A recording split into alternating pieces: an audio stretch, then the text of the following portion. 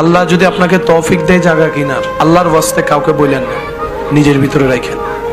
আল্লাহ যদি আপনাকে বাড়ি বানানোর তৌফিক দেয়, খুশি মনে কাউকে বলতে যাবেন না, নিজের ভিতরে রাখেন। কোন একটা চাকরিতে ইন্টারভিউ দিয়েছেন, হুট করে খুশি মনে বলতে যাবেন না, নিজের ভিতরে রাখার চেষ্টা করেন। গাড়ি কিনছেন, যা কিনছেন নিজের ভিতরে রাখেন।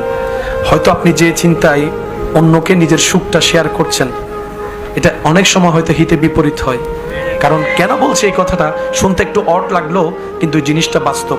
কারণ বদনজর বলো একটা শব্দ আছে, আর মানুষের কাছের প্রিয় মানুষের বদনজরটা একটু বেশিই লাগে, নজরটা একটু বেশিই লাগে।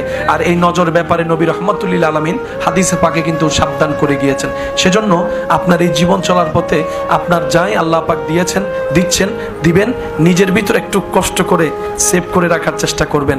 ঘটনা পরিপূর্ণ না হওয়া পর্যন্ত কাউকে বলার দরকার না, হয় হিংসুক বেড়ে যাবে, ঈর্ষাকারী বেড়ে যাবে, নজর দেনেওয়ালা বেড়ে যাবে, প্ল্যানিং করে না মানেওয়ালা বেড়ে যাবে।